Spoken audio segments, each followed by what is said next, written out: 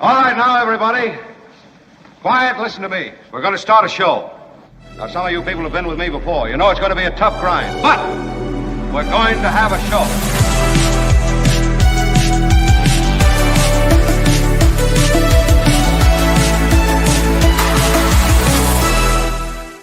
And thank you all. We are delighted. And when I say we are a smaller group today than we normally are. I know it's very odd and interesting and exciting to know that it is just my darling Kim and myself. And there's a certain simplicity to this. Kim, how are you? I'm hoping Kim can behave. What? She tends to, as you know, get a little, I'll say feisty to be polite. I blame you. Pugnacious might be the word that would spring to mind. Yes, she's the kind of person who, after a couple of shots of tequila, she's going to be in on a fight somewhere in the bar. So, who is having that conversation? I'm just saying it's very possible that we could get into a row, which would be added, frankly, great content for the channel. David Katz joins us, the noted federal prosecutor, one of the great legal analysts in the English-speaking world. Hour 2, David Katz joins. Sarah Kendzior, who is typically a guest on our Thursdays. We just were in touch with her, and Sarah has some family stuff going on. She can't join us today. She will be with us next week, but we are thinking of Sarah always, and we love her contributions to the show. And I honestly, as you know, would suggest reading something from Sarah in place of hearing her today, because her writings are magnificent. So, again, pick up any of her books, look at her Substack, because Sarah Kendzior is a gift. And it's one that we're very lucky to be able to share with you on typical Thursdays. But today she won't be with us. Chaplain Fred, Mark is looking for a timeout again, Kim. It is true. Right. It's how you open the show, like jonesing for a timeout. Yeah. I blame you. Right. Yeah, it's probably true. I maybe need a timeout. It's Chaplain Fred is right about that. I am also wanting to say, I guess I'd say big shout out to That Folly. The Folly. OHTHAFOLLY. The Folly. That's a new name. Oh, that folly. What? Oh, that folly. Oh, that. Oh, does that make more sense than the Folly? I don't know. It's just an A, not an E. Yeah, but I think you're supposed to say it. The Folly. Okay. I mean, I don't know, Kim. Do you really want to get into this? Kim, how are you? I mean, it's the Folly, I think. Well, let's read it your way, Kim. How do you say it? Oh, that folly. Oh, you just changed it, though. I said that. The Folly. Oh, that folly. Okay. Anyway, thank you, the Folly, we spent way too much time on that. For creating a huge dispute between Kim and myself as to how to say your handle. $10 super sticker. Big shout out. We're a live show. We go on for 2 hours. It's not all Kim and myself disagreeing about things. We actually have many areas of agreement. None come to mind right now, but they are there. And you'll find us between 2 and 4 on the East Coast. Usually start a little after 2. And 11 to 1 on the West Coast. We start a little after 11. And that's the live show, but most people take our show in on delay. And wherever you are, however you listen, however you check us out, we very much appreciate it. We appreciate you sharing the show and supporting the show in all the ways you do. Afternoon, everyone. Celebrating my 69th birthday, says Linda. Nice. Wow. Happy birthday, Linda. Happy birthday. Linda Gunkel, she says, yikes. 69 does seem like it's a true landmark birthday. But I'm told after 69, things really start getting good. So congratulations.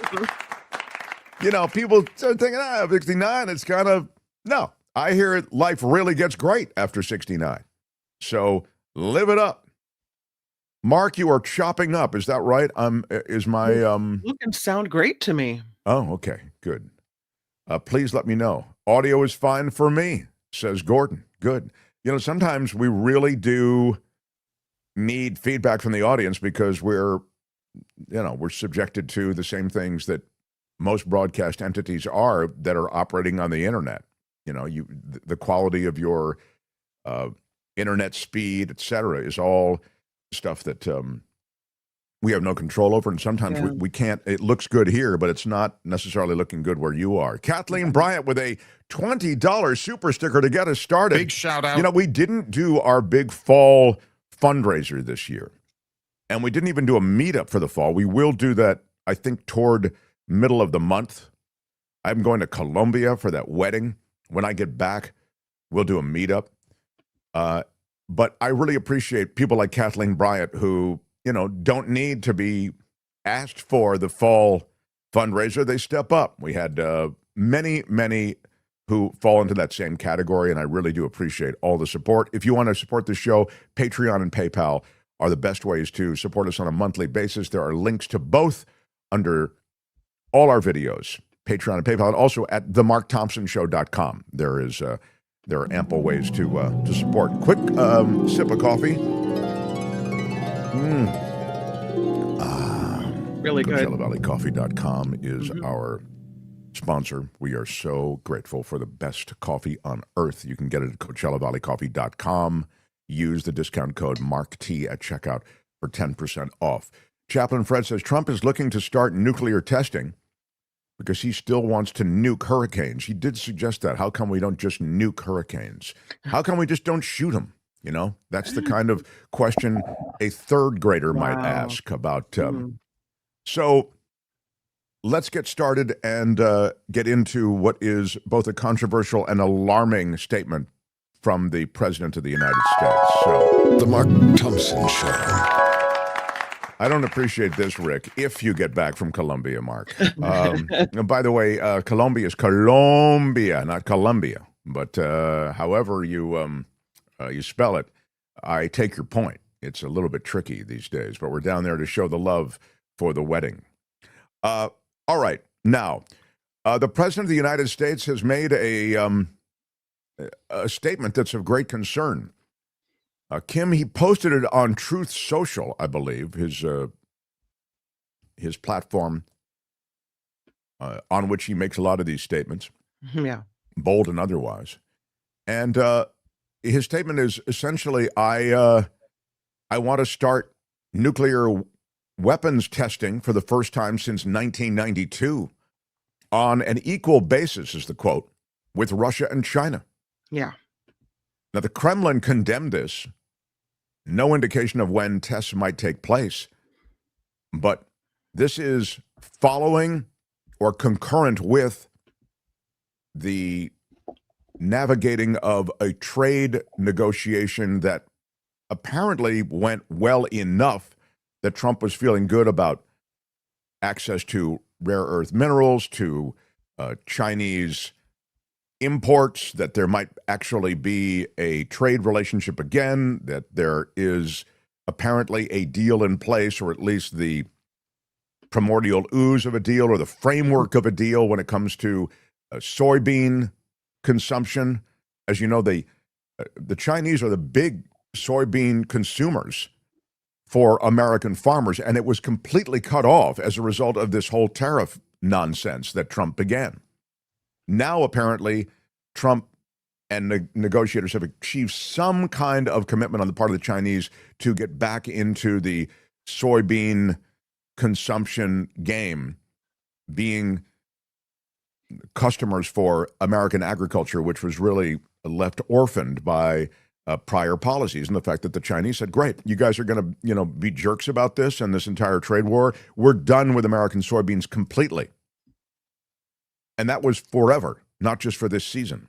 So anyway, now Trump has sufficiently cobbled back together the relationship that America had with China from the looks of it. But alongside all of this, what is really stealing the spotlight, and I think deservedly so, is this. Look at this Truth Social post. This I'll read to you for those just listening. The United States has more nuclear weapons than any other country. This was accomplished including a complete update and renovation of existing weapons during my first term in office. Because of the tremendous destructive power, I hated, in capital letters, to do it, but had no choice. Russia is second, and China is a distant third, but will be even within 5 years. Because of other countries' testing programs, I have instructed the Department of War to start testing our nuclear weapons on an equal basis. That process will begin immediately. Thank you for your attention to this matter, President Donald J. Trump, which is in capital letters. Now, I think he misunderstands something. I mean, obviously Trump knows nothing about anything, but he misunderstands the announcement that the Russians made about the testing of missiles that can be nuclearized. You know, they can be carriers for nuclear weaponry, but that isn't a nuclear test. So they tested delivery systems, if you want to think of it that way. Mm-hmm. The missiles, I think they've also tested some subs, and they made these announcements, as superpowers do, particularly these days, and that was their flex. We've tested this. You've heard, this is very North Korean. You've heard Kim say, you know, we've tested a new missile and it could reach the west coast of the United States in 4.5 hours, or whatever it is. But in the case of the Russians and the Chinese, they are testing missile delivery systems. There has been no nuclear detonation of any kind, of any sort, since the 90s. And that has been an understanding. As the world becomes a more dangerous place, the implied escalation of nuclear weaponry is something that every superpower and nuclear-capable nation is particularly sensitive to. As you game out any kind of even limited, accidental nuclear detonation, it only goes to bad places. So having the world superpowers, Russia, America, China, those are the superpowers. Those aren't just the nuclear capable. Nuclear weapons are in other places, right? Pakistan's got them, Israel's got them, etc. But what I'm saying is, to have the superpowers say, we're not going to test anymore, that's a very important message to the rest of the world. Mm-hmm. Conversely, when you have the President of the United States, the new mad king, saying, I want to test nuclear weapons, you have the door kicked open for not only other superpowers to see, oh, I see the game has changed, but also smaller countries, those with nuclear aspirations who want to arm themselves with nukes, seeing that, oh, well, America's back on the bullet train of nuclear weaponry. Maybe we should be as well. In other words, the stink of worldwide destruction associated with nuclear weaponry is off, because you've got the United States, the great purveyors of freedom and liberty. They're all about nuclear testing now. The aggression that has accompanied this administration, the military aggression that has shown itself in every single way, culminates, in a sense, well, I'd suggest it culminates with turning the military on your own people, which is really what's happening in America. But you could say, at the same time, it culminates with this kind of announcement. And we're going to get back to testing nukes. It is the wrong-headed, moronic strategy of a know-nothing leader who is surrounded by people who just don't care. They just want to salute and do what the know-nothing emperor wants them to do. And so Pete Hegseth is the perfect guy for that. Lucky to have the job, knows he doesn't deserve it, vacuous in so many ways, calls all the admirals and generals together to tell them they're going to be calisthenics every day. No kind of worldview, changing worldview of America. No, performative, let's do push-ups bullshit. That is where we are. And so this flex associated with nuclear weapons testing is right on brand for these idiots who are playing with guns, and then one is going to go off in the house. When you use the military as props, which is exactly what's happening, you put them in various cities, you find reasons to move them around the world. There's a theater to the way this administration is treating the military. But then you move the military into the drug interdiction business. And so you take out Venezuelan drug lords who are on the open seas, or are they just fishermen who are out trying to make a catch at night? We don't know, and we will never know. Word is that there were some fishermen on board those boats.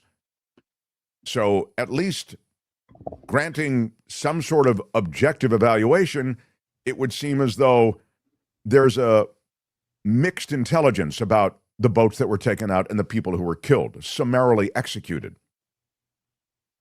You have that now as a flex. That's a legit military flex that's not just performative. It's both performative, and there is a reality to what was happening and continues to happen. Now you've moved a battleship, or is an aircraft carrier, off the coast of Venezuela.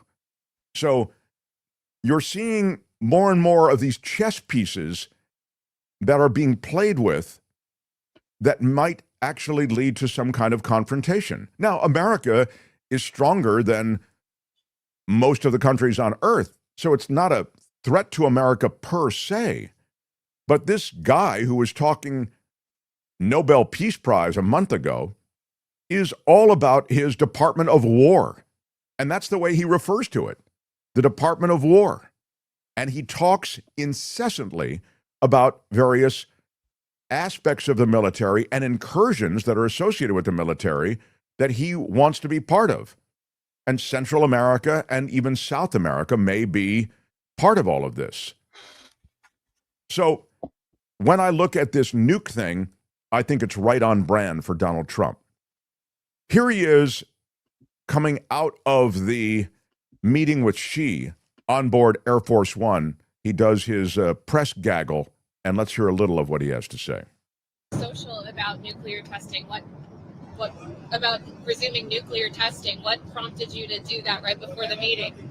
It had to do with others. They seem to all be nuclear testing. Russia? We have more nuclear weapons than anybody. We don't do testing. We've halted it many years ago. But with others doing testing, I think it's appropriate that we do also. Any details around the testing, sir? Like where, when? It'll be announced. We have test sites. It'll be announced. Did Israel give you a heads up before they bombed Gaza? And is it still a ceasefire if they're stopping? It is. No, they had a sniper, and one of their soldiers were killed, and they did retribution. So we'll see. But it is a ceasefire. It's So basically what he is saying is what he said in his Truth Social post, which is, they're testing it, so we're going to start testing. Well, as I just told you, they're not testing nukes. What you're seeing is nuclear delivery systems, that is to say, missiles, etc., that can be nuclearized, to use the word, but they're not testing nukes. So when you say you're testing nukes, you're actually doing something that's not being done. You're not matching what the other countries are doing. And by the way, I would also suggest you talk about how we have more nuclear weapons than any other country on Earth, and as a result, we're quite secure. Well, having to always step everything up to match those other countries in this way, in that military nuclear flex, that's the sign of an insecure nation, not the sign of a secure nation. America doesn't need to test anymore. We have more nuclear weapons than any other nation on Earth. And we feel if we have to, and it would be a horrifying thing to even consider, we can match any other nuclear power with our nuclear power, the power of our nuclear weaponry. That's what the president should say. We don't need to test. We're the most powerful nation on earth. Full stop. Instead, you have this insecurity and ego flex, and it's all associated with the military, and you find it reflected in Pete Hegseth as well. He's the same way. You saw the latest from what he's doing? The latest stuff from Hegseth, he just got rid of a general there. You saw that, Kim. Yeah. It's crazy. So in addition to the Trump directive to start testing U.S. nuclear weapons, there's also this out of the Pentagon. A 3-star general is pushed out because of tensions between Hegseth and this general. The general's stalled promotion also contributed to this early retirement, but that was part of this Hegseth hammer. Joe McGee is his name, Lieutenant General, the Director for Strategy, Plans, and Policy on the Joint Staff, is leaving. McGee had frequently pushed back against Hegseth and Chairman of the Joint Chiefs of Staff Dan Kane on issues ranging from Russia and Ukraine to many military operations in the Caribbean. Sources noted that McGee was nominated by former President Joe Biden nearly a year ago for a promotion to serve as Director of the Joint Staff, but he was never renominated by the current administration. His primary role was to advise Kane on long-term military strategy, including weighing the risks of potential actions and planning for crisis contingencies. One source said he had a target on his back for a while. So they pushed him out. And that's just one of the ways in which this administration has taken hold of what's going on at the Pentagon. And since we're on the Pentagon, I relate this to you. They are now looking to form these quick reaction forces for crowd control around the country. These are domestic quick reaction forces. A Pentagon memo is detailing plans to train over 20,000 National Guard members across the U.S. to carry out Trump's order on subduing civil unrest. Now, there isn't a lot of civil unrest in America right now. So why this memo? You're anticipating civil unrest with other actions that you're going to be taking?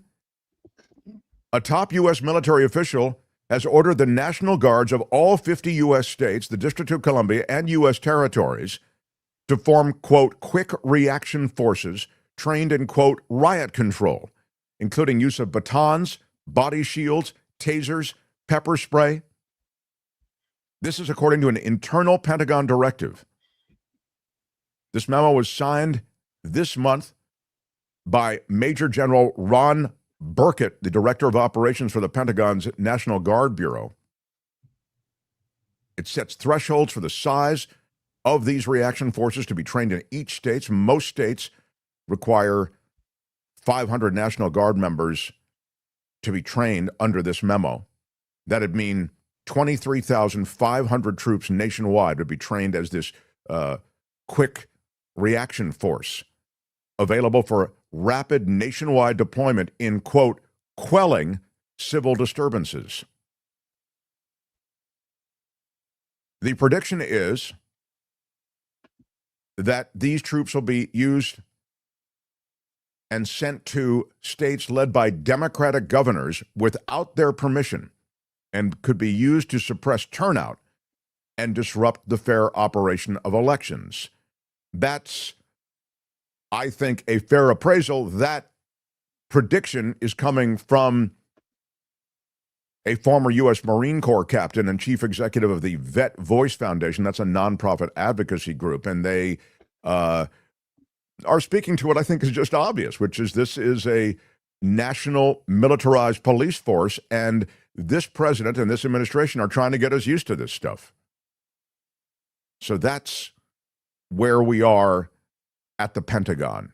This is the priority, to maintain and quell any kind of pushback domestically to these policies. Meanwhile, the National Guard deployment in Washington has been extended until February, everybody. Yeah. Oh, nice. Sure, if you want to go to the nation's capital, and you can review a little bit of what's happening with your tax dollars at work. The National Guard remaining in the U.S. Capitol well into the coming months. And why not hang out with them? Because all the official buildings that are associated with the U.S. government are closed. So you've got what a great way to take the kids down, meet a National Guard troop or another, a few, hang out, chat. Believe me, they'd be happy to talk to you because they are bored stiff. There's nothing going on, and there's no reason they should be there. They're not even hanging out in the tough areas. I love this whole thing. They were addressing the murder rate and Washington was a hellhole before we did that. Really? Well, you're not sending them to the hellhole parts. I used to live there. I was raised in Washington, D.C. Yeah.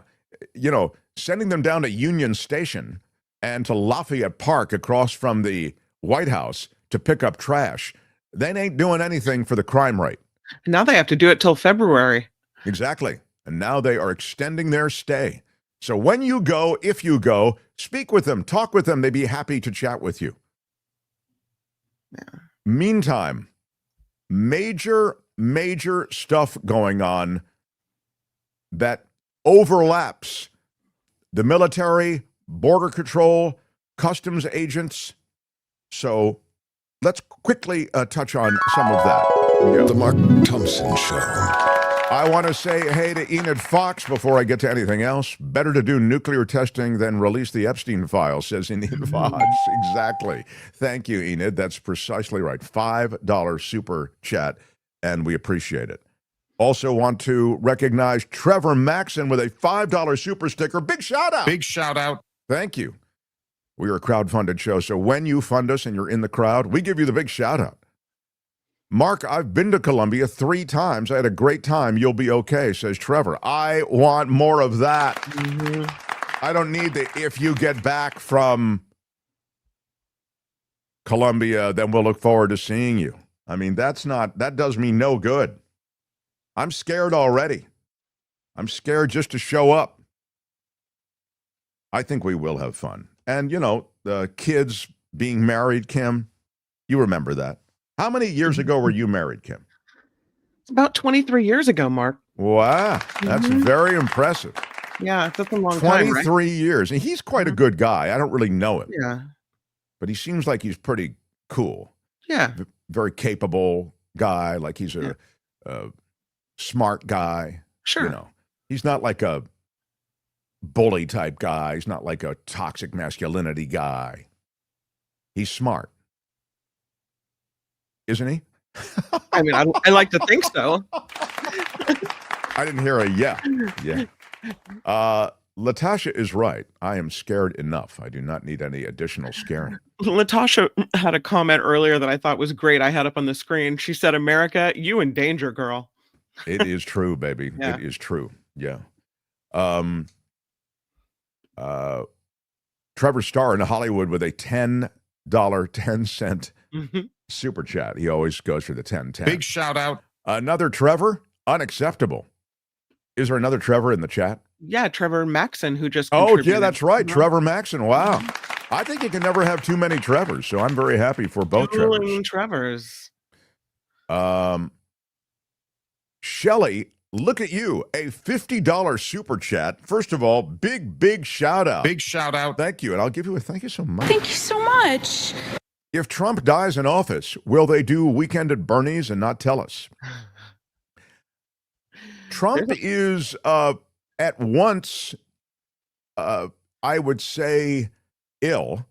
He has some mystery bruises and seems to struggle to walk a straight line. You'll remember during the Putin-Trump meeting in Alaska, he seemed to kind of meander up the red carpet. He has the swelling in his ankles. I mean, apart from that, he looks like a middle linebacker. He looks great. I mean, apart from about 150 pounds he needs to lose. But I think, you're not going to like hearing this. I know the conventional wisdom is, and even Mo Kelly came on and said, hey, it looked like my dad did before my dad passed away. And that, Trump is one fall away, not wishing it on him at all. but one fall away from suffering the fate that my dad did. This is what Mo Kelly was saying last week, and it kind of was a compelling argument that, Mo was saying, I don't think he's going to complete his term because for health reasons. I kind of have the opposite view. I think he looks and seems, he's crazy as a crack house rat. I mean, he's absolutely out of his mind. Knows nothing, but can't wait to press all the buttons, pull all the levers, and send troops everywhere, and do nuclear testing, and I'm going to build a ballroom and tear down the White House. I mean, this is absolute insanity. This guy is running amok. But if you're just talking about his health and how long he'll last, I think this guy's going for a while. But I have no idea. So could be completely wrong. Health-wise, he seems to have enough energy to, get on the plane and travel and go from place to place. He was aboard the aircraft carrier. He came in on a, whiz-bang military jet. That's a lot of activity for an 80-year-old guy, and he seems to tolerate it pretty well. I agree. I think Kim is right. And I also think that they are kissing my ass. There is a part of all of that buoys you because it's an insane ego boost. You're going everywhere in the world, and they are kissing your A. They are trying to do business with you. They'll give you a plane from Qatar, a gold golf bag and golf club and golf ball from Japan, a full-on gold crown he was given by, who gave him the gold crown? It just happened yesterday. I forget. They were in, was it Japan? It's hard to. Yeah, it was Japan. Japan. It's with hard the to big keep red track bump. of the Japan. Here we have no king's protests all over the place, and what do? Yeah, they slap down a crown. Here you go. That's exactly right. That's not fake. That's real. No, and it's also just hard to keep track of all the gifts he's getting. I mean, this is an emoluments train wreck. It was South Korea, I think, where he got the crown. He got the gold golf stuff in Japan. He got the crown in South Korea. Oh, is that what it was? Yeah, I think you're right. But more to the point, Rhonda says it was South Korea. Yeah. Okay. Yeah. Anyway, it is a true emoluments violation pipeline, and that continues. But the emoluments clause seems almost like something quaint from the old days now. First of all, it's very hard in a way to prove an emoluments violation. My father who was a constitutional lawyer, kind of walk me through some of this. It would seem as though it's easy. Like, for example, the Qatari jet is a clear. I mean, my God, that is a huge emolument. Donating it to the country, these other things are clear emolument violations, right? I mean, if you go back in time to the beginnings of the Republic, emoluments violations were associated with like taking some snuff box that that was given by some ambassador from France. But the reality now is you really need Congress to restrain these instincts of an authoritarian leader who occupies the executive office. So you don't have Congress, you don't have any sort of limiter on Trump, and he knows it. Luis says quick reaction forces equals shock troops equals necessary once people start to starve and begin to revolt equals very French Revolution while new DC palace is built. Yeah, that's right. And I would also say now that the government is closed, that SNAP funding runs out on Saturday, I think, right on the 1st. November 1st. And you end up with Obama Care or ACA funding and supplements going away. You're going to have a 30% increase in health insurance. You are going to see a bit of what Luis is sarcastically referring to as a reality. And the reason I think it's worth noting is it does exist, and this is the real French Revolution kind of thing. It exists against the backdrop of what is Trump's stated top priority. Caroline Leavitt, who is the press secretary, said his top priority is the ballroom, building the ballroom. She said that is President Trump's top priority now. She used those words. That's not what I want in a president. I want his priorities to be elsewhere, like, I don't know, protecting the American people and making sure that the poorest among us have enough to eat and that our health care is not so expensive, going up $23,000 a year, that we can actually afford to take care of our children. Well, this is not the government for that. Oh, And I out would of also luck. say that the statement that President Trump's top priority right now is building the ballroom, that is literally a statement you make while the government is closed. The government is closed. You have essential workers deemed essential enough to force them to work, but you as the government are not compelled to pay them, which to me is outrageous. If you're going to compel them to work, you must be compelled as the government to pay them. Air traffic controllers, those skeleton crews in fire and law enforcement associated with the national parks, the military, they must be paid. If you're going to make them go to work, then the government must be made to pay them. It's outrageous. This is really a broken system. It's a broken government. And it's true that against that backdrop, they're building a palace. It's just wrong. Poor people money will pay for Trump's shiny things. Ola Hansen is exactly right. Yep. Mike Johnson was on with Dana Bash on CNN, and he was asked about two things. He was asked about the nuke situation, and then it segued, of course, into the government shutdown. Here's a little bit of what he said. Okay, thank you so much for being here. I do want to get to the shutdown in just a second, but I also want to quickly talk about something that the president said, pretty remarkable, actually, that he said. He said that he instructed the Pentagon to begin testing nuclear weapons again for the first time in more than 30 years. It hasn't happened since 1992. You can stop Have right you been here briefed for a about second, this? Kim. Are Stop right you okay because with this move? I have to say the prediction that we all have for what Mike Johnson is going to say whenever confronted by this, it's always what? Really? I haven't heard that. Exactly. This is, I wasn't Really? read in Oh. on it. I don't know. I know so little Yeah. about this. I just Yeah, got this very much. information. I know. So go Wow. ahead. Let's see what he says. I haven't spoken to the president in about 48 hours, so I did not know he was going to say that, but I think it is an important thing for him to have said. Why? Because we have demonstrated, even in recent days, that the only way to maintain peace is to show strength. It's peace through strength. That's one of our principles that we try to advance here every day. We learned that during the Cold War. We know it's certainly true now. America is the last great superpower in the world. We do not have a peer-to-peer adversary. China is trying to become that. But in this dynamic that we have now on the world stage, America has to show strength. And I think it is an obvious and logical thing to ensure that our weapon systems work as they're designed. I have That's a big different. Air Force Stop base for a in my second. district, That's Clarksville Air way Force Base. different It's home of than the global nuclear testing. If America is clearly the most powerful nation on earth, then you don't need to do nuclear testing. As we haven't for 20 years. Exactly. It's been, everyone's just known. It's been a quiet strength. We haven't need to, throw our weight around the room. Everyone just kind of knows America's got it going on. This is the new America, which is associated with a military flex everywhere. But what he's saying is inconsistent with this new express policy. If America is a place with all of this strength and all of this power, which includes nuclear weaponry that eclipses all other nuclear weaponry on Earth, why does America need to make this flex at all? It's just inconsistent with what he's saying. Go ahead.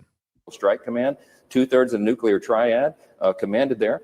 And our airmen and all of those involved in our nuclear arsenal need to be well practiced, and they certainly are. They're ready and prepared, but we need to make sure that we know that we can maintain our strength. And I think that's an obvious and logical thing to do. Okay, let's turn now to the now 30-day government shutdown. We are learning some new details about a series of negotiations that are underway across the Capitol from where you are in the Senate. And one of the options that they're discussing is reopening a significant part of the government, including the Department of Agriculture through next year. Now, that would alleviate the pain of tens of millions of Americans who are about to feel a lot of pain and hunger because the SNAP benefits are going to expire in just 2 days on Saturday. Would you accept a partial government funding deal? Well, there are a handful of moderate centrist Democrats left in the U.S. Senate, and they are in panic mode right now because they recognize that their votes have been the reason that all this pain and hardship is being experienced by the American people. We're on day 30, as you said. They have voted now 14 times to impose this hardship and pain. They're doing it for political purposes, as I've explained in my press conference every single morning. They're worried about the radical left base that is rising in the Democrat Party. And some of the leading politicians here, including the two New Yorkers who run both chambers, Hakeem Jeffries and Chuck Schumer, are afraid they're going to get a challenge from a Mamdani-like candidate. And so they have to show a fight, and that's what this is about. It is senseless. It is unprecedented. This is the first time in U.S. history that any party has had the audacity to close down the government for a simple CR, a clean, nonpartisan measure. So here's the answer. We cannot deviate from the number one job and responsibility of U.S. Congress, and that is to keep the government in operation for the people. And the simplest way to fix this is to reopen all of the government, not just parts of it, so they can alleviate a little bit of the pain that they themselves are causing. Let's alleviate all the pain and get that done. They have no logical argument why they would not do that. And that's why we're so angry and frustrated about this. So there you have, I mean, the express position, which hasn't changed at all. It's all their fault. They're the ones who shut down the government, et cetera. But what you really fail to, and ever hear from Mike Johnson is the reality that's associated with navigating those things that are critical to moving ahead, and the funding associated with SNAP, and also that funding that's associated with the Affordable Care Act. I mean, these are things that Democrats are fighting for. So the idea somehow that both parties are the same, I always hear that, both parties are the same. What is the real difference? And I get how you can make these sorts of general statements, and on some level, it can be true about some things. I think the amount of money that has invaded the political process on both sides has corrupted the political system in America. That is without question. But the idea that both parties are fighting for the same thing, it's just not true. And I even get how you can say, well, Democrats sit on their hands while tax cuts go by or something. Yes and no. I mean, I just feel as though if you are looking for those things that government does, maybe you feel government doesn't do it well enough, but government does provide assistance to those who need it. Government does provide assistance to seniors who need it. Government does provide, the federal government, monies for those who slip through the cracks. Maybe it's not sufficient money. Maybe you feel as though that money is lost in the wash. It's been corrupted in a system that's corrupt. On some level, you might be right. But the two parties are not the same. And I don't, as you know, I'm not some apologist or even a rah-rah guy for the Democrats at all. I mean, I think there is institutional change that's required in the Democratic Party. But that said, I mean, you have a real, almost villainous rise of a GOP agenda that is truly of the kind of French Revolution sort that we've heard in the comments today. Yep. I mean, this palatial structure is being built in Washington with private funding. Well, what is private funding? It's corporate payoff. Palantir, government contractors. Google, government contractors. Meta, government contractors.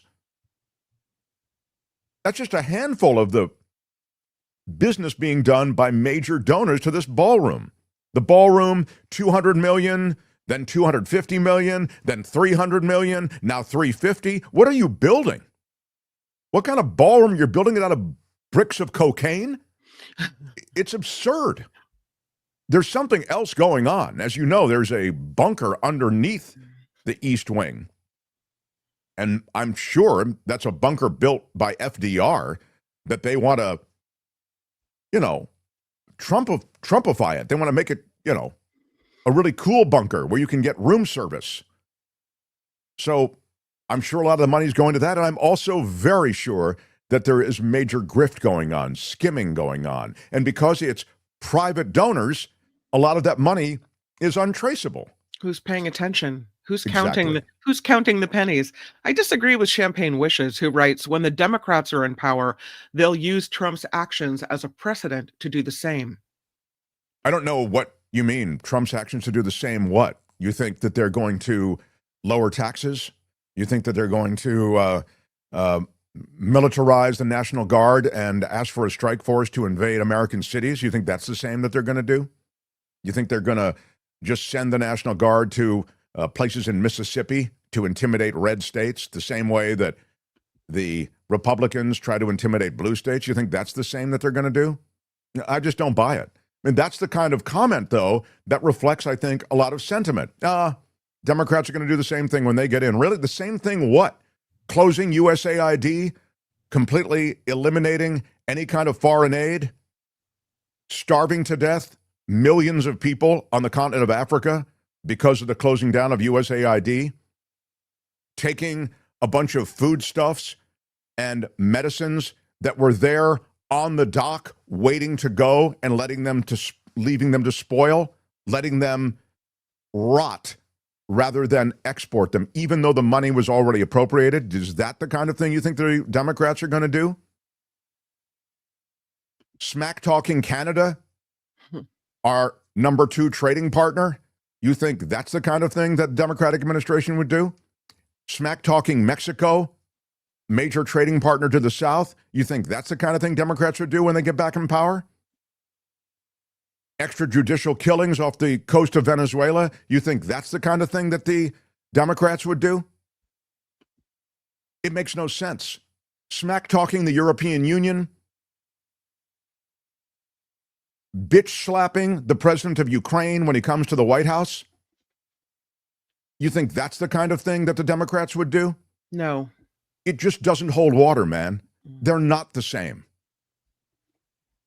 Denying science, closing down the CDC, essentially, changing all of the recommended inoculation schedules and let the new inoculation schedules be written by a bunch of anti-vax conspirators, having the Democratic president come out and warn against Tylenol, and telling pregnant women they shouldn't take it.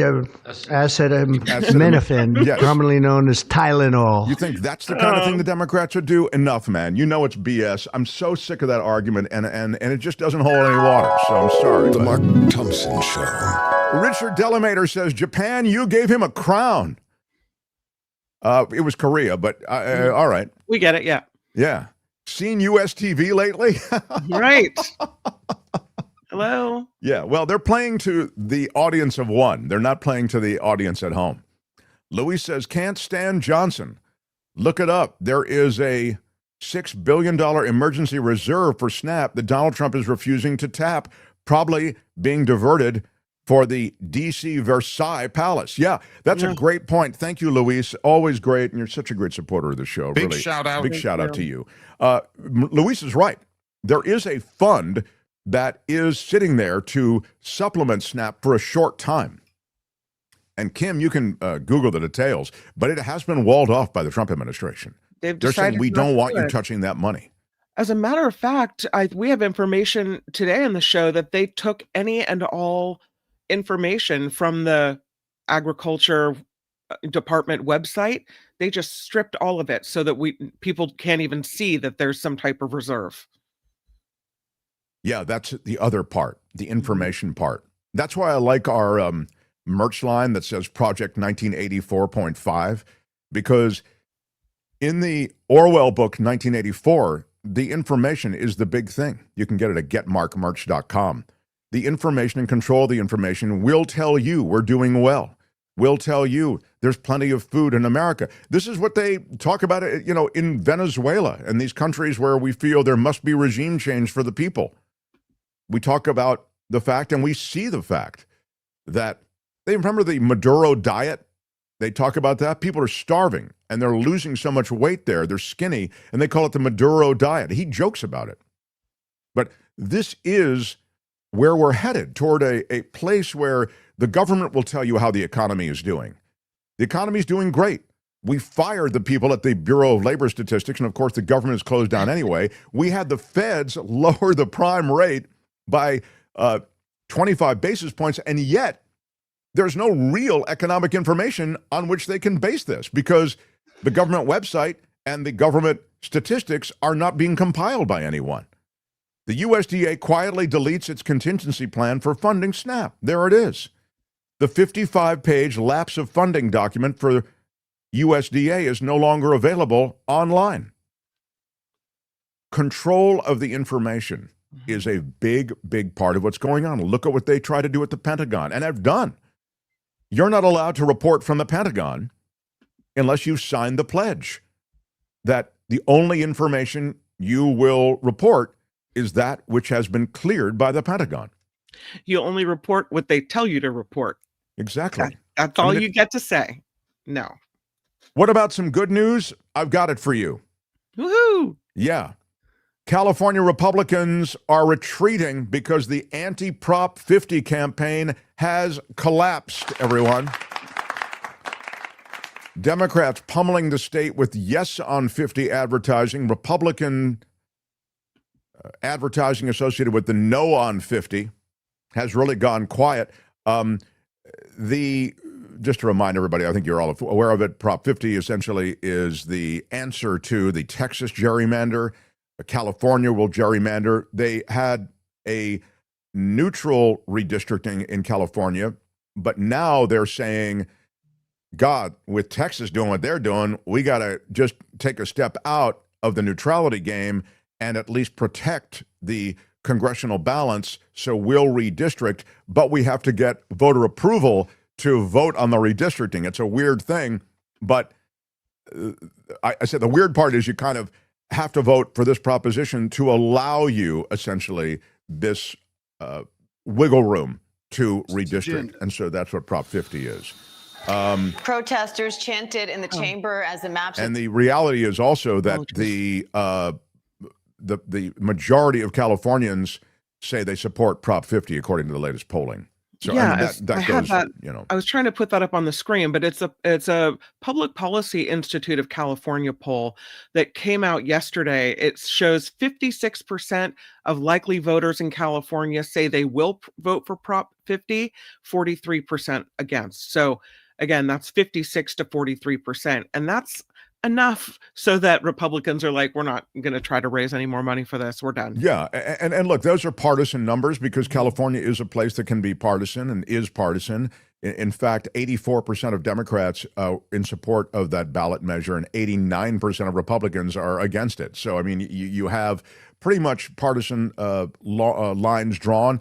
And it's interesting because just to go on a national level, if you have partisan lines drawn nationally, Democrats should win in a fair election. But as you're very much aware, we've talked about in detail on the show, and Greg Palast is coming up in the next few weeks as well as a guest, there's plenty of voter suppression and ways in which the Republicans do restrict voting and make it much harder for that Democratic vote to show up.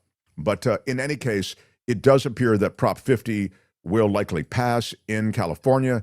Still, if you're voting in California, I encourage you to vote the way you want to vote, but definitely do vote. That is a bit of good news. And those who are fans of Confederate statues, got to be a big day for you. The Trump administration restoring a memorial to Confederate General Albert Pike. D.C. demonstrators tore it down during the 2020 racial justice protests. They linked to George Floyd, of course. And now the Trump administration has restored a memorial to this Confederate general. I really don't understand why you have these statues to Confederate generals, but this one is in Washington, D.C. I get it. This guy did a lot of stuff. He was a Confederate general. He served on the Alabama Supreme Court. He was this, notable guy. But it was placed in Washington in 1901, okay? And it was never something that washed down easily. And it was torn down in 2020. And the National Park Service announced plans in August to restore the statue. That was because of an executive order. Actually, there were two executive orders from Donald Trump. And he is, as you know, manicuring, choreographing, and otherwise managing history. And so the national museums and the national monuments, they're all going to reflect a severe, extreme view of the nation's history. Farmers are finally reaching the breaking point with the new administration. I say they're new, I mean they're less than a year in. The idea somehow that you would buy beef from Argentina when the beef producers of America are losing their farms, that's too much for many. GOP lawmakers in cattle-producing states unleashing a flurry of calls over the last few days to the Agricultural Department, to the White House. A small group of Republican senators, including retiring Iowa Senator Joni Ernst, cornering USDA Secretary Brooke Rollins in a private meeting. And after the president made a comment that he plans to import beef from Argentina to support the Argentine economy, they say this cannot go on. Now, that hasn't, as you might imagine, created any kind of reversal on the part of the administration. They're going to go ahead with this beef import plan that Trump has talked about. They say it's going to lower steak and hamburger prices for American consumers. It's going to bolster relations with a key Trump ally. You know, this Javier Milei, who would be presiding over a country in real deep trouble were it not for a $40 billion bailout from America. But the one thing I would take from this is there is a point at which even GOP lawmakers will say enough. So these states that are heavy on agriculture, and you'd consider them allies of Donald Trump, they are saying you cannot do this. So here is what's written. We believe strongly that the path to lower prices and stronger competition lies in continued investment at home in the United States rather than policies that advantage foreign competitors. On the Senate floor, a series of votes on undoing some of Trump's global tariffs. 5 GOP senators, we told you this yesterday, joined Democrats to reverse 50% tariffs on Brazil. 4 Republicans voted yesterday to cancel tariffs on Canada. The votes, again, are largely symbolic because you don't even have the House in session, so you can pretty much vote any way you want in the Senate because you know it's just, in a way, performative. But the message is sent to the White House, which is, hey, take care of us before you take care of Argentina. Yeah. So these are things that show you maybe some cracks in the foundation. You can only get away with crazy for so long, and now some of that crazy is beginning to affect this administration. I don't know if it'll affect policy particularly, but those farm states and those GOP senators, they have a voice that Trump may listen to and this administration may listen to, so we will see. But that's the latest from Congress, at least when it comes to the tariffs and the GOP coalition. So, The Mark Thompson Show. I am glad you are here. Smash the like button as we wait for David Katz, who will join in minutes. I wanted to give you just a little bit of good news about something that, you know, I'm a tree hugger, I know, and I think trees need hugging. So I thank you if you're a bit of a tree hugger. You know, basically back environmental legislation. You shed a tear, as I do, for the way in which we are just trashing this environment. We're living completely unsustainable, and sustainability seems to have been taking a back seat in every way when it comes to policy. But against that backdrop, I'll give you some good news. There is a river restoration project in Oregon to get the salmon back, and it has been a wild success. The fish have been missing from the headwaters of the Klamath River for more than a century. And just a year after they removed the final dam there, the salmon, they are back. Chinook salmon have returned to their historic spawning grounds at the headwaters of the Klamath River in Oregon.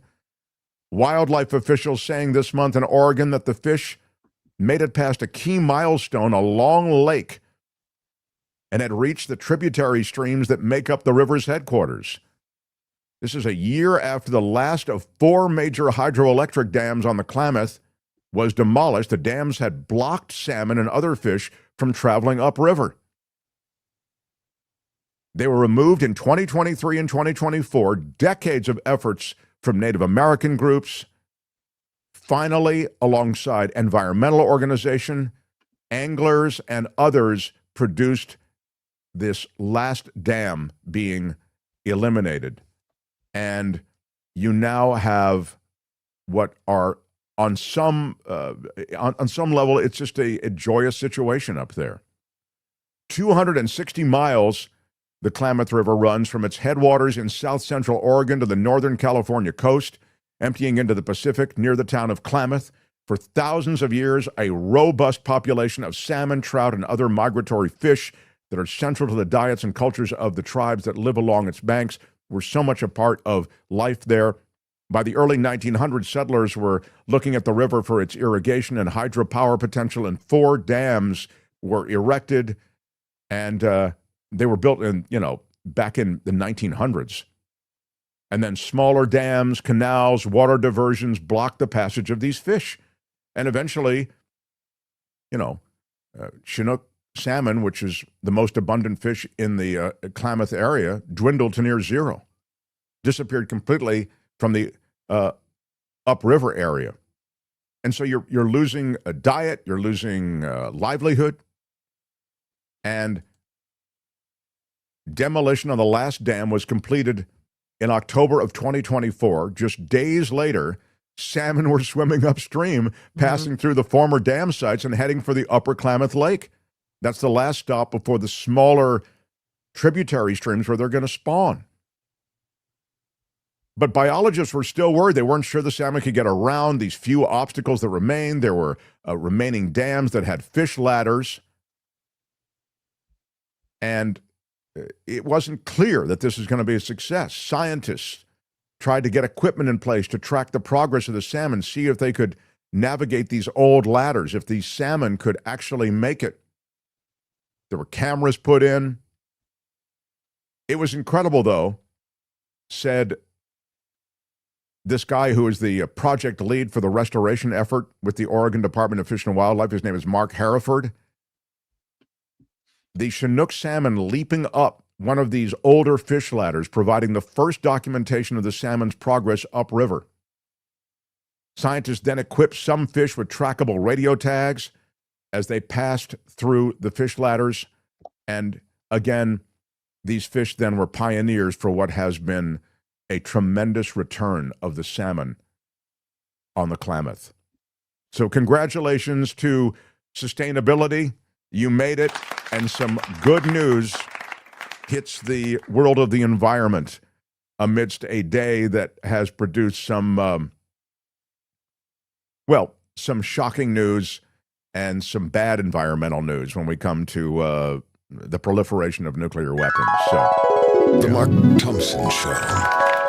Thank you all for being here. Please smash the like button if you could. It helps us in the world of YouTube. It's a stupid little thing, but it really matters. With your iron rod. Yeah, do it hard. Smash it like a boss, Smash baby. it with your iron rod. You know to hit that thumbs up. Yeah, hit that thumbs up, and that helps produce. If you hit a certain threshold, your show ends up in another feed that it wouldn't otherwise end up in, and it helps you just get some viewers and get a footprint that gets out there. So do click it, smash it, subscribe, and do hit the notification bell, and you'll know whenever we post a new video. By the way, I'll have this conversation on the air with Kim. I feel like the conversation I had with Did we do the badass conversation yet? Have I had the badass conversation? We haven't aired it yet, have we? No, we haven't. I feel like that's a good one for the weekend, Okay. Maybe we can drop that this weekend along with Belinda's It's the Planet Stupid, which aired on the live show. So the King Salmon making a comeback just in time for nuclear destruction, says Sal the Shoemaker. Sal the Shoemaker, always good to hear Joe from Fish, Sal the Shoemaker, Joe Box, and Little Anthony. Yeah, very good point, though. It's nice to have the salmon population back for the nuclear blast. Chantal with a $13.99, we'll call it $14 super sticker. Big shout out. Big shout out, Chantal. Thank you, A Chantal. new name. Sometimes I see a name I don't recognize, haven't seen before, and I'm very grateful for the growing generosity of our audience. By presidential executive order, says Luis, quote, the Civil War sounds way too negative and will now be known as a slight disagreement with good people on both sides. Wow. It is all about the messaging. It's all about the messaging. Yeah. I've never seen anything like it. Yeah. PT, thanks for the $1 super chat. Yeah. They are kissing my ass. Well, I don't know, but I do know that PT is very much in the game. Bam, says Richard Delamater. Richard Delamater is one of our salmon gummies. Are your salmon gummies wild or farm raised, says Phineas J. Whoopi. Yeah, I did report, and this I'll give you for those who partake. I don't know. Where are my weed smokers at? All right, I'm not saying you have to, but, and I'm going to get to David Katz here in a second. I'm sorry that he has to see this part of my little tip for my audience. But those who do partake, when I was in Alaska recently, I found a dispensary there. And there is a product, and there are probably more than one, that's in the shape, it's an edible, it's a gummy, in the shape of salmon. Yeah. And it's, What? I know. It's really both cute and also it's one of the best gummies I've ever had. What? Yeah. You still have I looked some left, into or whether are you out of them now? Is that it? I'm out of them. And I looked into whether it was available here in the, the contiguous states, or if I had to go to Alaska. And the reality is it's only available in Alaska. So if you go to Alaska, I recommend it. And I really like the salmon jerky, says Heather. Yeah. But those of you who are in the Alaska area, I might encourage you to look for the salmon gummies. They are... Were you in Juneau? Where were you when you found those? That's a great question. How much THC in them? I don't know the answer to that. Men from the West 420. I don't remember. Sitka maybe, or I don't know. One of those places that you. Yeah, I don't recall, but it was quite the. I thought it was just some cute thing, and then turned out to be a real find. So, all right. I want to get to David Katz. I've got some. I want to do today, Kim. What? I want to ask him some things. Of course, I want to get to the legal stuff because he's one of the great legal analysts working anywhere in the world. And as you know, in the English-speaking world, he's very much in demand. We're lucky to have him here on the show. I also want to hit a couple of things that are sort of adjacent to the law and might fall into public policy because he also, and I've seen him on News Nation and elsewhere as a political analyst as well. So I want to get to some of that. He's kind of a big deal. He is a super big deal, and I'm a big deal. So when you put the two of us together, Do you know who I am? Yeah, I'm kind of a big deal. It's two big deals. So, all right. The Mark Thompson Show. This man is one of the great legal analysts in the English-speaking world. You've heard him on BBC, on Radio 1 in London. You've also seen him on News Nation, on Fox News Channel, across all of the network stations down in New Zealand. He is someone who is very much in demand because the laws of America seem suddenly so relevant to those who seem to want to undermine the laws of America. How about it for the great counselor, former federal prosecutor, now defense attorney, David Katz? Great to be with you, Mark. Great to have you, I've got Counselor. my And Halloween tie on. I'm going to start in Chicago. The new figure on the scene is this Greg Bovino guy. He is the one who comes on board the ICE train with a really heavy, aggressive view of trying to get a lot of arrests and trying to come in heavy with tear gas and other performative aspects. And tear gas is more than just performative, it's real, but I'm just saying with a big show of force in Chicago. So much so that he was called into Chicago court and told that he had to be there every day to report to the judge because the judge felt he was so much ignoring the orders of the court in terms of respecting the civil rights and basic decency associated with a presence in Chicago. The appeals court reversed that decision, so he doesn't have to show up every day. First, your thoughts on that, then I'll play a little video of him emerging from the court, claiming victory. But first, your thoughts on what's going on in Chicago. Well, I thought it was a little bit kind of counterproductive for the appeals for the district court to say that he had to appear in her court every single day. By the way, I'm getting quite an echo. Are you, Mark? Well, let me try to do this. I thought maybe I could try to. Also, my sound is down. Yeah, that we don't have our. Of course, we don't have our. Hang on one second. Could you do a news story and I'll try to connect connect different? Yeah. Why don't you drop out for a second and we'll get back. This is the problem is that we don't have Albert today, and as a result, we are perhaps vulnerable to some of the. I blame Albert, says Cameo. Yeah, we're maybe vulnerable in ways that we. I didn't think it was so bad though. I could hear what he's saying and I understand it. So no, I get that, but he's hearing echo. You see, so that makes it difficult. It's not just us. So it's a yeah. But I mean, I blame you. Well, I don't think. But let's try Katz again and see if we can't make it happen. Any better? Is that you sound okay to us? Yeah. Are you hearing an echo, or what's your situation? Let's hear. Yeah, I'm hearing an echo, but you know, Mark, I've done a lot of. When you do the UK, you get a big echo too. So at least are you it's okay not now? moving back at me across the Atlantic, Mark. Yeah. Are any better now or not? No. Not really. But let me just talk about the Chicago situation. So what happened was, I think the district judge, by saying that he should come to her court every single day, I think that led itself to being reversed by the appeals court. It just sounded like it was too heavy-handed a response to this Bovino guy, who, of course, has been going into these cities like Chicago in a very heavy-handed way. My understanding was that he was kind of the field commander out here in LA, and of course, they greatly exceeded their authority and basically did things that the courts would later find illegal out here. Now he's the sort of martinet who's performing, and he goes right out into the street with the troops. One of the things he's accused of is having thrown a canister of tear gas himself, even though he was ordered, along with the rest of his troops, not to throw tear gas, not to use tear gas.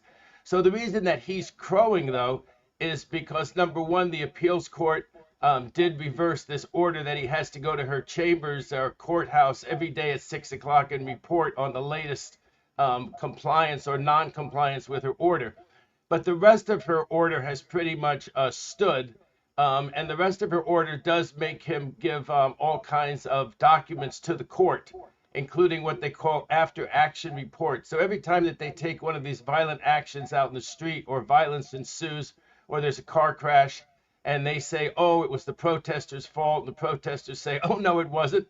ICE just drove into a crowd, or they used a car as a lethal weapon against someone they were trying to detain. The after reports will shed light on that, although they're, of course, subjective and written by the officers, but also the body cams have to be kept and turned over. So he's really crowing about a non-victory, because right now this judge, her name is Ellis, she was appointed by, I think, Obama. she's really got a firm grip of this situation. And I think what they're going to show, Mark, is that it's really the officers who've been exceeding the law and just basically making stuff up. And of course, the proof of the pudding will be in the tapes.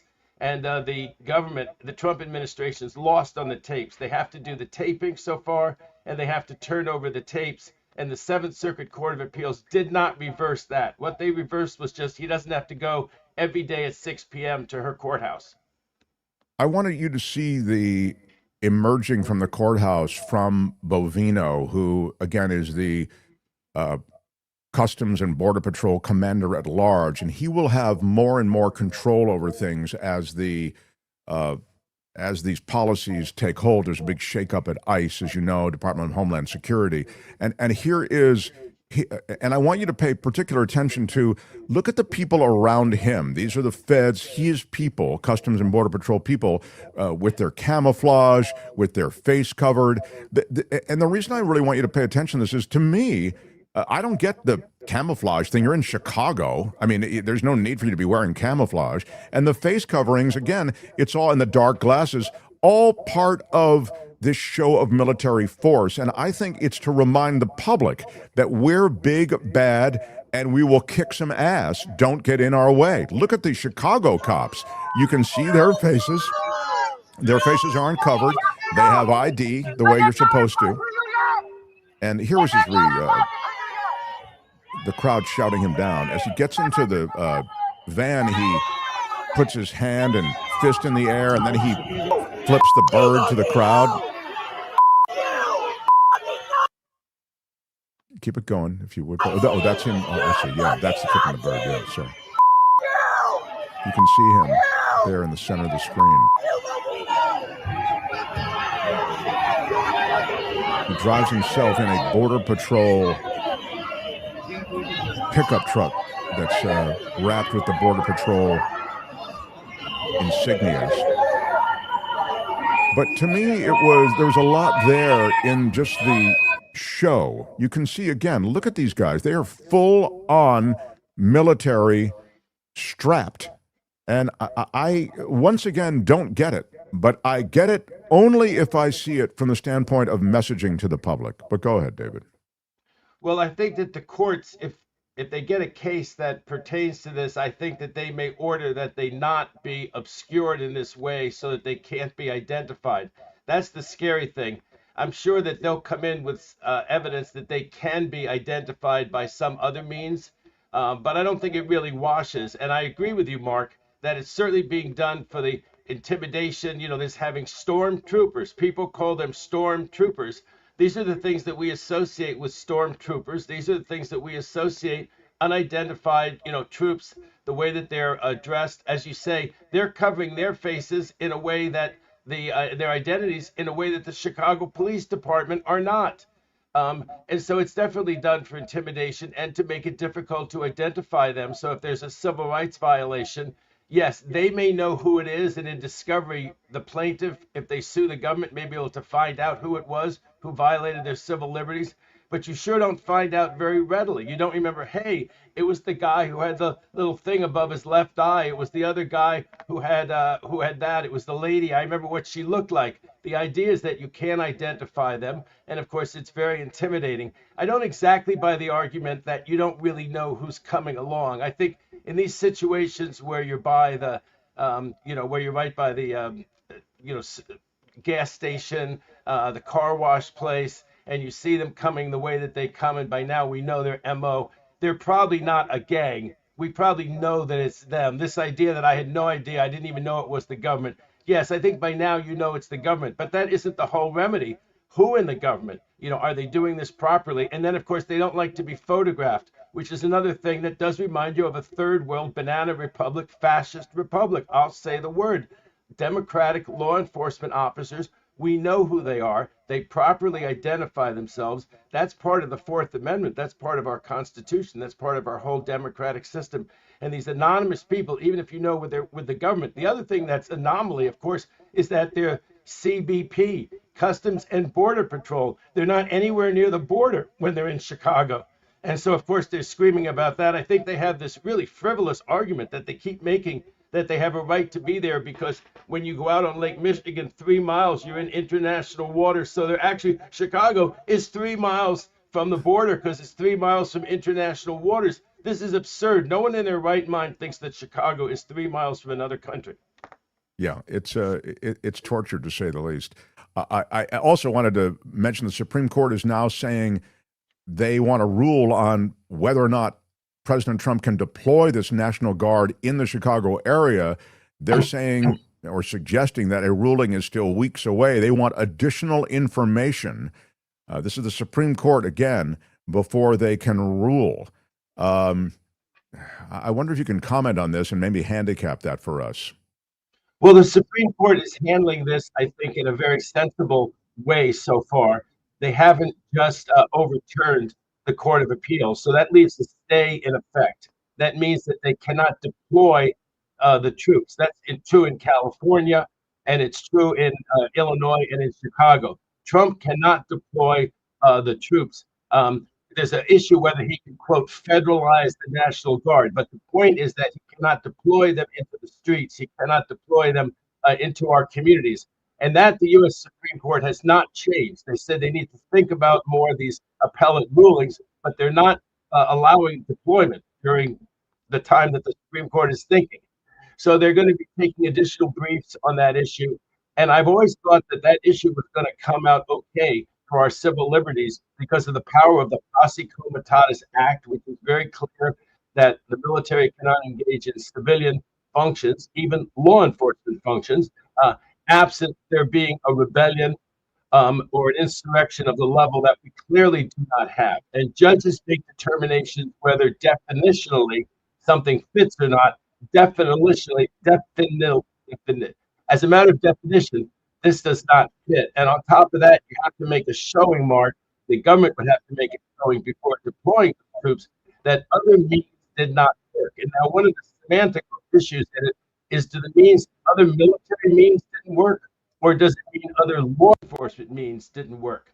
But the fact is that normal law enforcement means have worked in Chicago, in Southern California, in Northern California.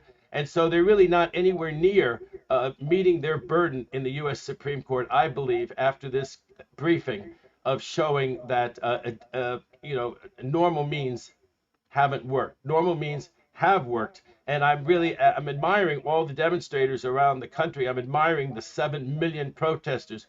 Nobody was arrested, which means that there were no agent provocateurs. And if there were, the other protesters told them, don't do that. You're just bringing the heat.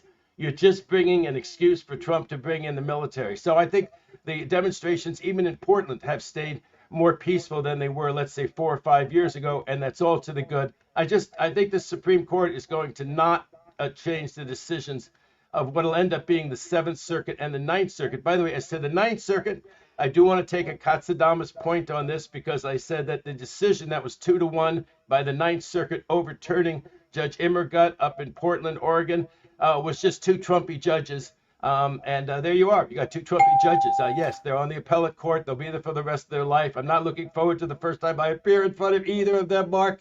But they're 2 Trumpy judges. I've said it. I believe it. And that's the way it is. And they have now been, the case has been taken en banc, which means as an entire bench just yesterday by the 9th Circuit. What that means is that the 9th Circuit's chief judge, who's a reasonable, sensible person, the chief judge is going to be on that panel. And then they randomly pick another 10 from the active judges. There are about 25, 27 active judges. So 10 of them will be picked at random. Given the composition of the 9th Circuit, I think that bench will be very fair, and I think that they will reinstate Judge Immergut's opinion up there in Portland, Oregon, and that's all going to be good, Mark. And I just want to underscore what David Katz has just said, and please, David, correct me. This is about whether or not Trump has the right to put the National Guard there in Portland, correct? She made 2 decisions. One was that she did not allow Trump to federalize the National Guard when the Trump administration failed on that with a Trump-picked district judge, this Judge Immergut, who I know and is an excellent judge. Whether picked by Trump or not, she's an excellent judge. She ruled against the Trump administration. Then the Trump administration tried to circumvent her by saying, okay, they wouldn't federalize the Oregon National Guard. They had already federalized the California National Guard, so they would send the California Guard into Oregon. She also blocked that order, and it looks like that both of those orders, the result of them is that Trump cannot deploy any National Guard troops, whether from Oregon or from some other state. There was also the threat that he was going to send Texas National Guard up to Oregon, and we have this wonderful civil rights war type spectacle where basically Californians would be invading Texas and Texans would be invading, I don't know, New York. A terrible situation. No one in their right mind could think that that made any sense, and she blocked that from happening, and that has not happened. The National Guard from one state has not been sent into another state to try to enforce the law anyplace. The purge at the Justice Department continues as history continues to be recharacterized. David, I'm seeing this. The Justice Department placed 2 federal prosecutors on administrative leave after they described the January 6th defendants pardoned by President Donald Trump as a, quote, mob of rioters. The prosecutors Carlos Valdivia and Samuel White used the phrase in a sentencing memo that was filed Tuesday in the case of Taylor Toronto, a MAGA enthusiast who prosecutors say stormed the Capitol on January 6th and was involved in a scuffle with police officers trying to force the mob out of the building. Trump pardoned Toronto and about 1,500 others, as you know, the January 6th rioters. The pardon did not cover, though, Toronto's other actions in 2023. He perpetuated a bomb hoax, then he showed up to former President Barack Obama's neighborhood with weapons and ammo in his van. He was convicted in May of illegally carrying 2 firearms without a license, unlawfully possessing ammunition, and false information and hoaxes. He is 39 years old. He's sentenced today, I believe, and it's unclear who's going to appear in court on the government's behalf because they just fired the 2 prosecutors associated with this because they referred to him as part of the mob of rioters who attacked the Capitol on January 6th. Again, this is a purging of the Justice Department and a recharacterization of history, David. Well, this is the kind of purging that we read about in third world countries. And it's, funny when it happens there. It's so absurd.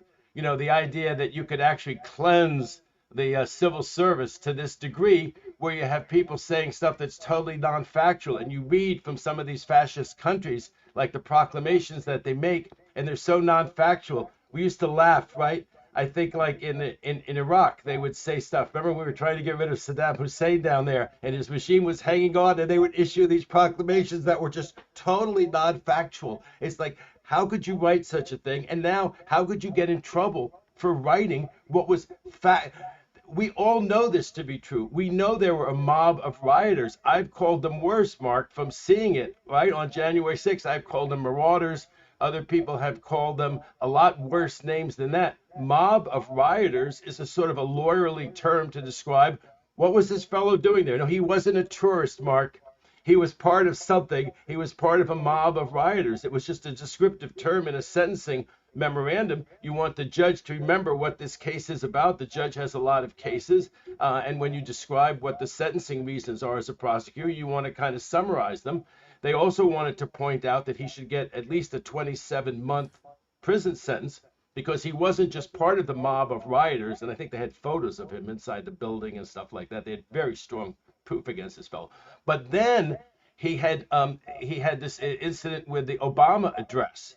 And they had said that Trump had disseminated, I guess, on Truth Social, this Obama address, and this person got from Truth Social, got from Trump's Truth Social account, the address, and had gone to that address. I don't know if it was the right address or not, but he went there with some kind of weapon and rounds of ammunition. You want to remind the judge that the reason this guy shouldn't get probation or a light sentence, but should get 27 months was because he got caught doing that. Those are the 2 lines that got, number 1, excised from the sentencing memo. A sanitized sentencing memo got submitted. And those 2 prosecutors, who so far as they know have nothing to do with politics, they're career prosecutors. They just wrote that to be descriptive about the case. They were humiliated. Their computers were turned off. They were marched out of the building like they were criminals. I don't know if they've been fired. They may have some civil service protection, but they've certainly been the equivalent. I mean, they're administratively suspended or whatever it is. Maybe they'll come to their senses. I mean, you wonder someone like the majority leader of the Senate, Toon.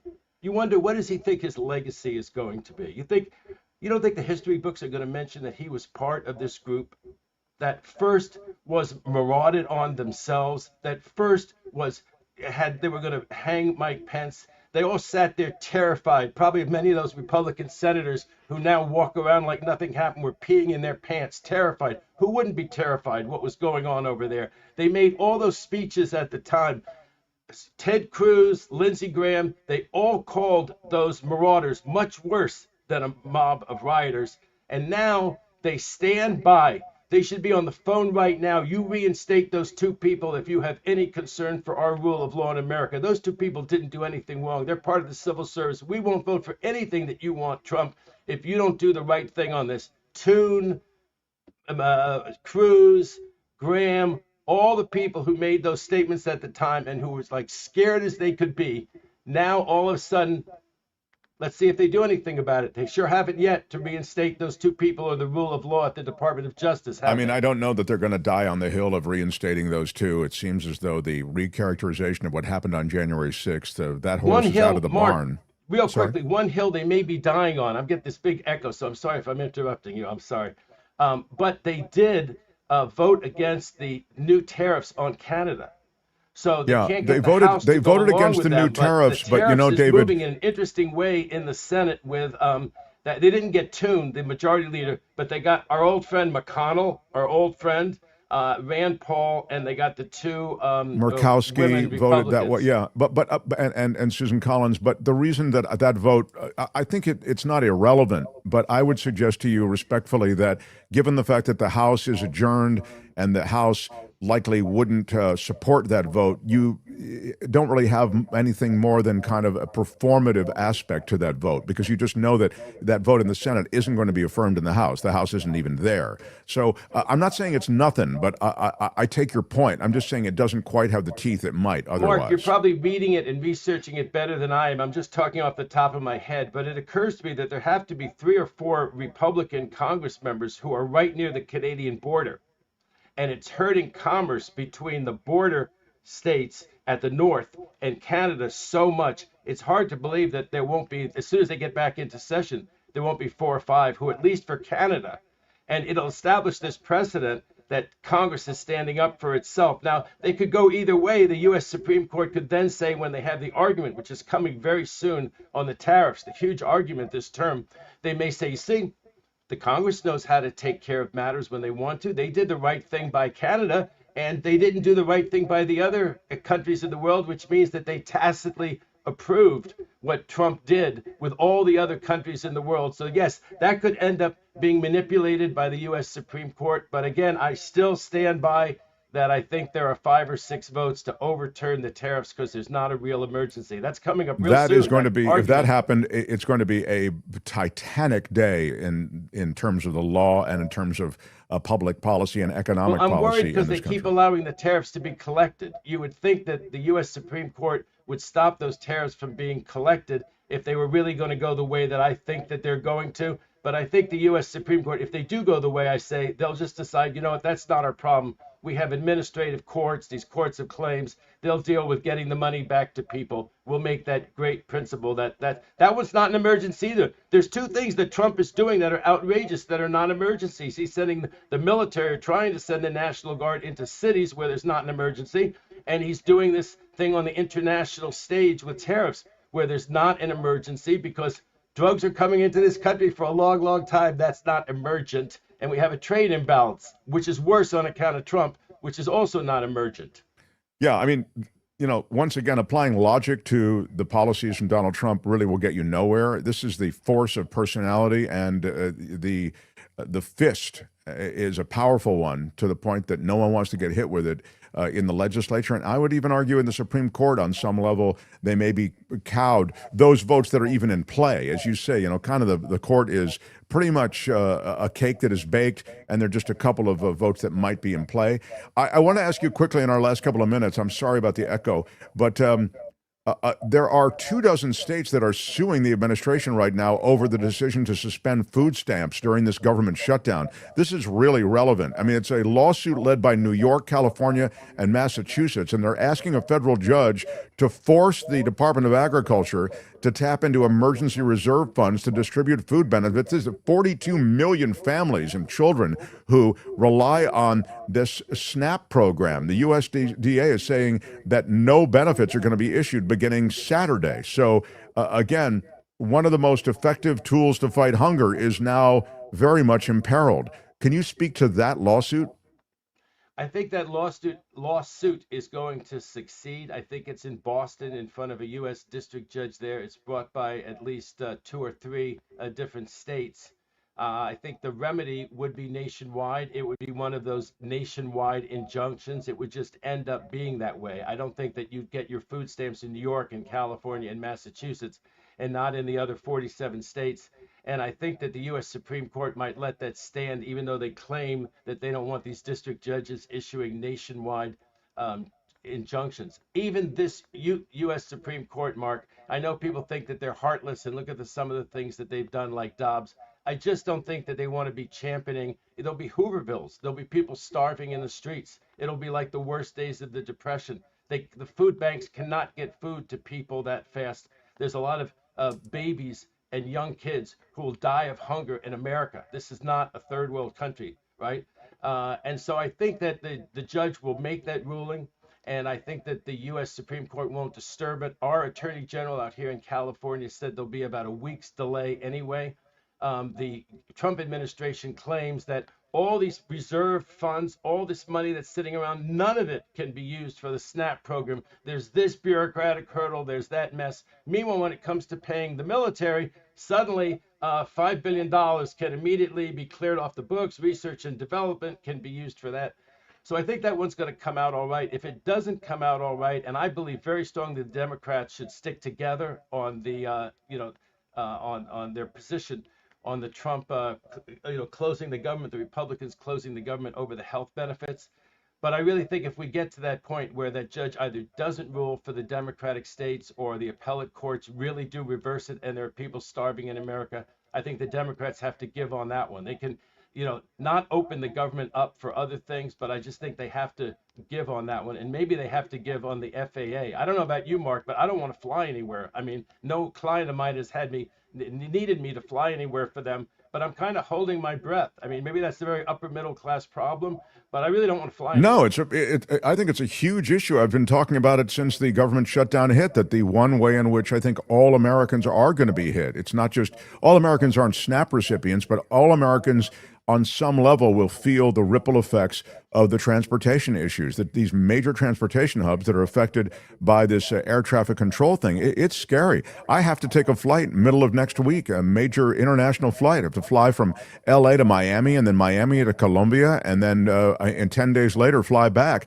And this is just crazy. This is a jacked up way to do government. And it's just, and again, I'm expressing the kind of anger and outrage about all of these things, and I think more and more Americans should. But I want to get clear on what you're saying. You think that the Democrats should relent and they should provide the votes if SNAP looks to be imperiled the way it is? That would mean that they'd have to reopen the government here in the next day or so. I just think that they have to. Let's see what the judge does. I think that the judge will rule in the favor of the states tomorrow. And then the Democrats can play it by ear. And I think that the appellate court won't back up and the U.S. Supreme Court won't back up the administration. They won't want to see all those people starving. But I think if we really are in a situation where people are starving, if the full impact of the lack of SNAP hits, I just think the Democrats have to. They just have to. I mean, they're the Democrats. We're for the people, the working people, the poor people. We just can't let that happen. And take whatever supposed political hit by, quote, backing down. But I think that the public will understand that we back down to save thousands and thousands of hungry kids and people. I mean, from starvation, Mark, this is a real thing. The idea that the food banks can distribute all the food, they can get it to people. You see what the food banks can do compared with the budget on SNAP that people need for their families and their kids. Can I say one last thing, Mark? Yeah, I'll just note one thing before you note the last thing. And the thing I'm going to note is that you had that kind of angel investor guy who's a big MAGA Trump supporter come in and offer paid $130 million supposedly to go to the troops. The reality of that is that, each troop gets like $90, but if you spread that out, it doesn't pencil out. But the more important, relevant point, I think, is you could have had one of these angel investors from the GOP come in and go, hey, I'm going to provide all this money for these people who need public assistance for food and for support of all sorts. But you're never going to see that, because the GOP represents, in general, sadly, this kind of allegiance, and even as a fetishized aspect of military allegiance, and a total ignoring of the needs of the people who are on SNAP and other programs designed to support them. Now, go ahead. Whenever you see someone coming in with $130 million, or they want to pay for that big, ugly ballroom, my grandmother used to always say, and what do they want for that money? And what do they want for that money? Right, right. For Halloween, I have my tie on. Also for Dia de los Muertos, the Day of the Dead, celebrated the next day. And I want to say 30 seconds, I'll keep this really short. That same case where I had Tommy Lasorda as a witness back in 1989, my second witness was Vincent Price.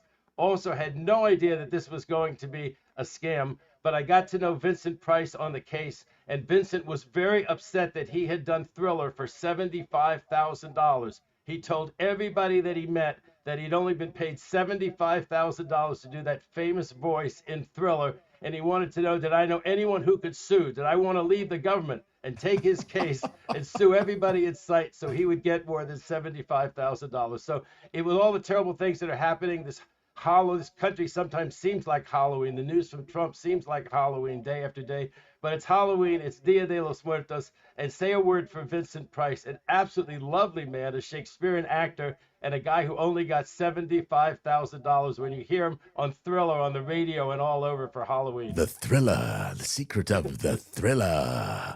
The way he said it, if you want to, if Albert were here, I'd have him try to hustle. I don't know if Kim can do the outtakes. All of you can find it on YouTube. The outtakes of the original session of Vincent Price doing the Thriller voiceover is so much fun. He's in, do you feel the boogie? You hear him, the things that they didn't use in Thriller, it really is, Michael Jackson is the Thriller. He had a wonderful style, as you say, Shakespearean delivery, and he was just brilliant in everything he did. That's really, by the way, a super cool brag that you got close to him on that case. And I love that $75,000 amount was what he was given for doing the Thriller track, which, of course, was one of the biggest songs of all time. Here, Kim found it. Down the hallway, Mark, he would have told you about the $75,000 and did you know a lawyer? So it's not like he kept it secret.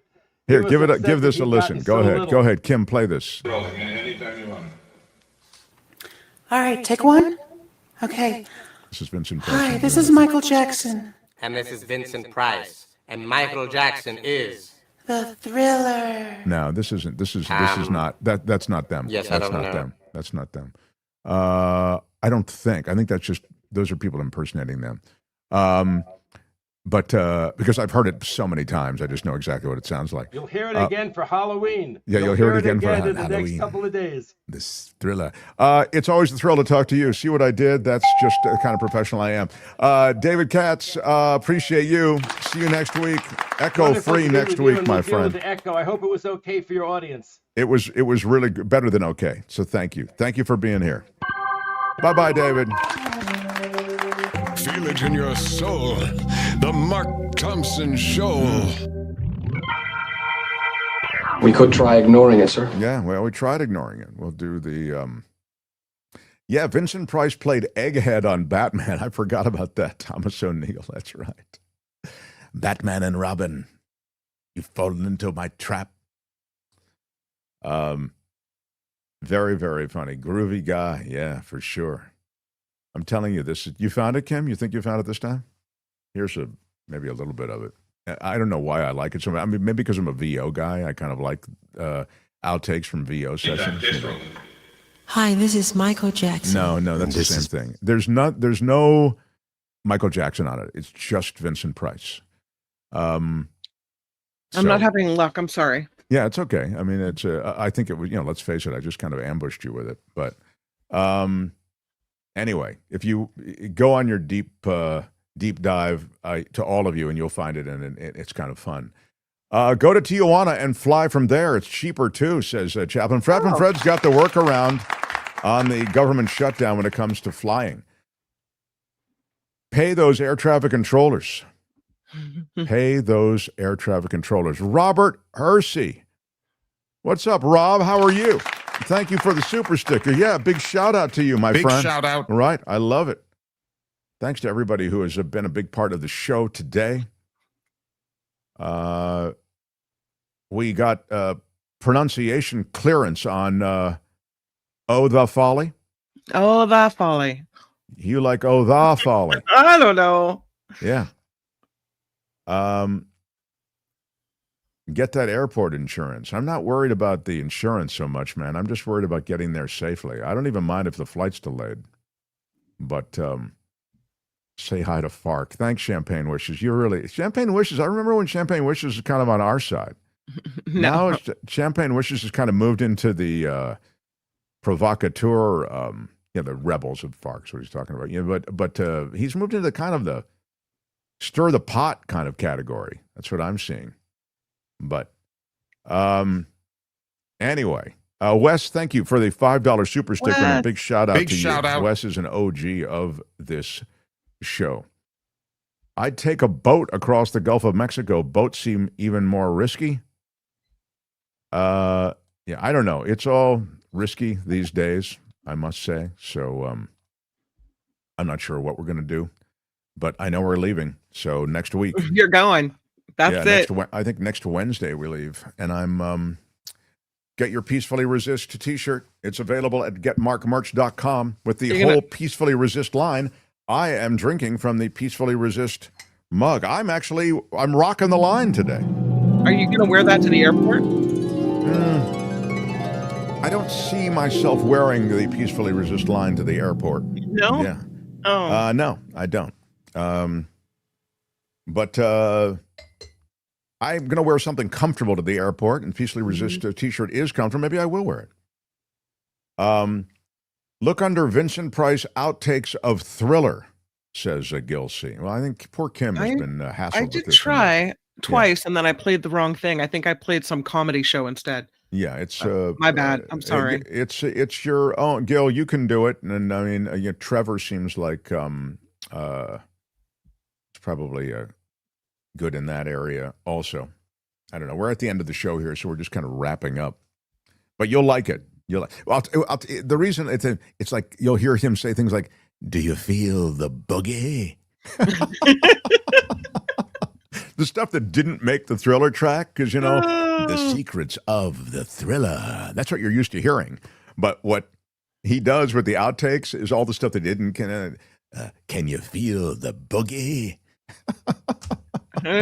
Try one more time. Okay, our last shot. One more time. If it says comedy podcast on it or whatever, then that's not. No, then that's not it. Yeah, but this doesn't. See what you think of this. All right, here he is, and I don't know why he's in a tuxedo. See, that's the problem. Oh, yeah, but it's not. It's just voiceovers, so there's not going to be an actual video. But let's take a look at what you have. Anything from Vincent Price will be fun. Always been a particular favorite of mine because terror is so exhilarating. This is not it. But no, but I love that. I see. These are outtakes from some kind of Halloween thing he was doing. I don't know. Yeah, it's. Stand by. In 5, 4. I still love it. 3. This is all. I love this stuff. Good evening. I'm Vincent Price, and I am going to be your host for this evening. The Halloween season has always been a particular favorite of mine because, terror is so exhilarating. Okay, this isn't it, but I love that. Yeah. Thank you for that little taste of Vincent Price. Has always been. I love the way he says been. Has always been. Has always been. He's an American, right? Yeah. But I love that he speaks. Yeah, exactly. Pretty good. This is the other part of it. Randy's right. Vincent Price's voice was on Thriller for what, like 15 seconds? Pretty good money for that work. $75,000. And back then, $75,000 It might be the equivalent of like $200,000, right? But when you consider how big Thriller was as a hit record, a hit recording, you know, all of a sudden 75,000 does seem like, right, but that's just the game, man. And it's not a question of 15 seconds because as a VO guy, your line, you know, whatever your line might be short, right? But it's the fact that it's taken you a long time to get to the point where your voice is the voice they want when you're Vincent Price, right? So you're paying for that. You're not getting paid by the word. You're getting paid for the read, you know? So that's the way I always look at that stuff. I'm going to Cancun in December, says Chaplain Fred. Flying from Tijuana. I will wear a Peacefully Resist shirt. Wow. Oh. Say hi to Pablo Escobar for me. Taking chances at the airport. If I see Pablo Escobar, then there's been a wrong turn, man. I'm going to a wedding and I'm coming home. But we will see. Who else watched the premiere of the Thriller video on MTV in the 80s? I remember how exciting it was. That's right. It premiered, thank you, Sandy, it premiered on MTV. It was big, man. That was like a short film. That was huge. That was the 80s. Yeah. Rain says Vincent Price speaks for more than 15 seconds on the Thriller song album version, of the album version of it. Okay. Yeah, but find those outtakes. You will like it. Can you dig it? That's one of the things he says. Can you dig it? I don't know. Well, we tried. There's some good stuff in today's show. If you missed any of it, the show will be up, and we will drop bits and pieces of everything we talked about today in separate videos. Albert will get that done when he gets back on to the playing field. And Kim, thank you for hustling stuff today. Really, really, really good work. Mark, you're still going to Colombia? I am. You know, I wish our government wasn't so bent on a military flex, but they seem to be. So there's not much I can do. But I'm excited to be with you tomorrow. Big Friday show, and Anthony Davis joins us tomorrow in addition to our normal fun. So from the Midas Touch Network, he joins. And now I'm Shadow Stevens for the Mark Thompson Show. Bye-bye. Thanks, everybody who has shared the show and out of time. Bye-bye. Supported the show. Out of time. Thanks for everything. Bye-bye. Wait, no. I don't know how to do it. Okay, I will do it. I think you just do. I clicked on the video, but nothing happened. Well, Kim, I'm very disappointed, and I blame you. All right, Kim, you can blame me. The show will never end. Well, we're not gonna just end it suddenly. We are going to stay on the air until tomorrow's show, and that is just the way we're going to do it. I'm sorry. Well, I'm sorry. I'm failing. Thank you, everybody, and until tomorrow. Bye.